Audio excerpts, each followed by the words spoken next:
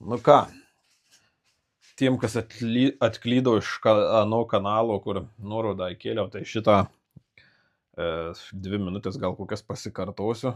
Pasistengsiu gal ne tiek. Atsiprašau už savo kostiumą. Tiesiog tarp darbo sugalvojau šitą video sukurti.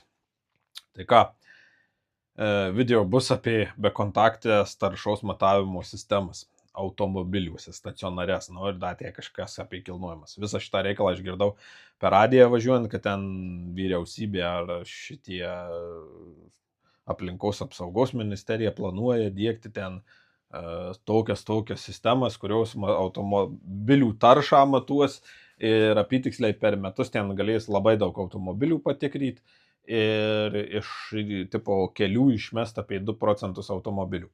Iš dalies aš už tą tokį tikrinimą automobilių, nes visgi yra pikta, kai tu atvažiuoji technikinės ir, pavyzdžiui, mano automobilių berods ten 250 ar 300 tų kažkokių gramų, kubiniam metre, ar kas ten per matavimo vienetą, bet žinau, kad 300 ten jų.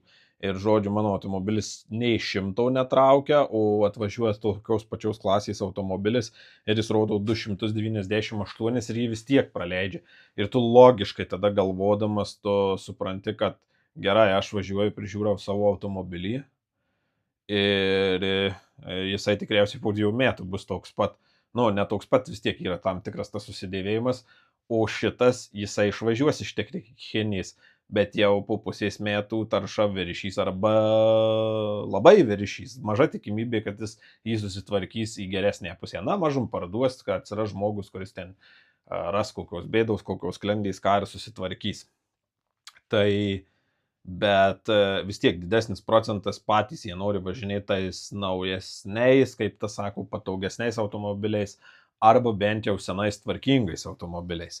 Ir visą tai atsiremia į pinigus. Ir ką, mūsų valstybė, per radiją išgirstu, kad nori dėkti bekontaktės taršos matavimo sistemas. Tai viski čia pasidomėjau, su broliu pašnekėjau, brolis sako, čia iš visų utopiškai skamba kaip Lietuvai tokiai valstybė, ir paskui dar su keliais pasirašiau, sako, tos sistemos jos 100% legityvumas ir efektyvumas nėra patvirtintas Europoje. Ir esminis toks dalykas, tokios šalys pirma kaip Vokietija ir panašiai turėtų dėktis, kurios net ir tam dėgymo procese dažniausiai pirma paleidžia vos nemetam kaip testavimą, ten, sakykime, paskui renka informaciją, kurie automobiliai atvyko, sakykime, į tech apžiūrų centrą po tam tikrų pagal fiksuotus numerius, kurie buvo užfiksuoti tam aparate, ir žiūri ten kokį skirtumai. Jie dar, kaip tas sako, patys nėra pasitvirtinę šitos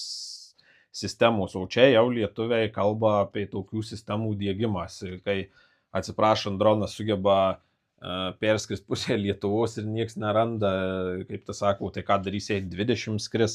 Tai čia yra, nu, toks, kaip tas sako, mano galva prioritetų nematymas ir noras įsisavyti pinigus, ir yra tikrai efektyvesni būdai. Antras dalykas ir šitos sistemos, mano galva, klaida yra ta, kad gerai, jeigu sistema išmatuos, kad mano automobilis taršus ir jis padarys klaidą, ir aš įsitikinęs dienos 2 bėgiai nulėkiu į technikinės, nu, jie atima technikinę, jeigu toks principas bus, ir aš nuvežu ir patvirtina, kad mano, nu, nepatvirtina, automobilis pasako, kad yra netaršus, net nėra tiesi riba, ten nėra kokie 290, bet kokie 3 kartus mažesnį negu nustatyta, ar panašiai, naujų esnių, ten, man atrodo, 100 PM riba yra 100, ten atitinkamai pagal metus tie vienetai mažėja. Bet jeigu jis net akivaizdžiai yra mažesnė negu maksimumas, kas man atlygys už automobilio transportavimą, sugaištą laiką ar panašiai. Net kitas scenarijus, kaip galvokim, sakykime, įdėk sistemą, kuri fiksuos, tavo automobilis yra įtariamas, prašom nuvažiuoti ir sakykime, nu, mėnesio bėgiai gal kažkaip skambėtų neblogai, bet čia labai priklausys nuo laiko. Sakys, savaitės bėgį tu nuvažiuok ir praeik savo automobiliui bent išmetamųjų tą technikiniais testą, nes turi pinigus logiškai mokėsi. Nu, gal tokiu atveju nereiktų mokėti, nes čia kyla klausimas. Jo, sakysim, ir tu dirbi 5 dienas per savaitę, šeštadienis, sekmadienis tau yra grįžtai su šeima. Ir tu dėl kažkokio laiško, tu privalai važiuoti šeštadienį ar kažkada stovėti eilėje, prarast pusę savo poilsio dienos, kad patikryti išmetamasis dujas. Ir drūk tai nepasitvirtina. Tai palaukit, aš turėjau sumokėti, ar man valstybė kompensuos už tai. Nu, čia yra daug tokių klausimų, nes tų bekontakčių matavimo sistemų patikimumas jis nėra geras, net alkotesterio, sakykime, bekontaktė sistema, jinai yra tik preliminari. Ir, sakykime, visadagi, kai padaromas šitas testas, daromas arba tikro to kontaktinio alkotesterio testas arba kraujo testas, nes tai yra tik tai pirminis, greitesnis, kaip tu sako, kad tų angalių nekeitinėti ir tai. Tai jeigu sistema ir bus įdiegta, nenustepčiau, kad jinai pirmus egzistavimo metus žmonėm padarys daug nereikalingų problemų negu realios naudos. Tai man kartais va šitie tokie Lietuvos sprendimai, sakau, atrodo kaip vyras su trumpo bybiaus sindromu arba nestovinčio pimpalų sindromu, kaip sakosi, tai aš net kartais pasikeliu savo klausimą ir atsakau, aš sutinku, kad jau 2 procentai išbrokuojančių, bet kai kurie nevažiuoja dėl to, kad su tais automobiliais, kad jis nori. Yra, aišku, toks procentas, kai sakykime, visam darbe vienas kolega yra, kuris man juoką kelia, aš su juo esu susiginčinęs dėl ne vieno. Jam vokietis turi vos nesveiką gerą automobilį parduoti, be defektų ir panašiai.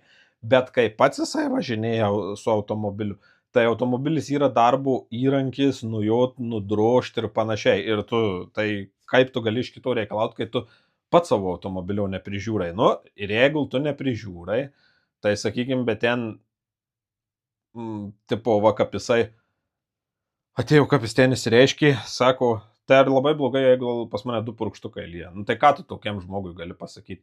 Ir yra blogiausia tas, kad dar tokie žmonės tu jam aiškini. Tai gerai, tu čia bėdavoji, kad Audi ten šitų BMW, šitos kainos rinkos yra labai aukštos.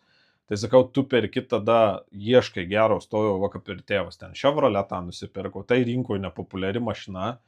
Tu ją nupirksi už tą pačią kainą dar 4 metais, ten ar kiek jaunesnė, didesnė tikimybė, kad stovis bus geresnis, ir tu ją nuvažinėsi ir išmesi, ir atitinkamai po kažkiek laiko imsi vėl naują, ir tu per 2 ar 3 sykius tik būsi tą išleidęs, ką išleidė Audi ir BMW.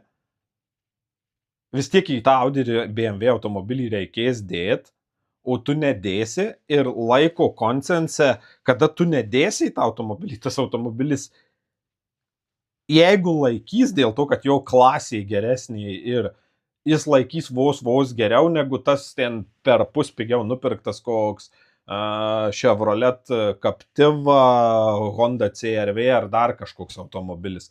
Ten gal Keibulas ar kažkas surūdyts, atėjo kokia, nežinau, kas rinkoje mažesnėm kainom važiuoja su biskį patikimesniais varikliais ir panašiai. Ir dar yra kas blogiausia, kad tas žmogus, jisai klausia purkštukai lyjantys. Ir aš pats žinau ir net savo pažįstamų ratovui, kas pažįsta jį, patariau, iš jo automobilio nepirkit, nes jis prigydo, tartum lyg nieko nežino, o ten su visais feileriais tie automobiliai išeina. Ir taip, yra tokių žmonių. Tai ką padarysi, bet ten jo laisvė valia, tai galva tokių biskį žmonių iš rinkos ir išmažys, kurie piktybiškai važiuoja su taršiais automobiliais ir panašiai, nes jiem gaila įdėti į purkštukus 600 eurų. Tai paskui bus negaila turbūt dėti į, kai motorą suvarys. Bet čia net apie tai, kaip tai sako video, tiesiog toks trumpai tarp darbų pasidalyti, kaip mūsų valstybė utopiškai masto. Tai va, šiandien video tiek. Dėkui, iki.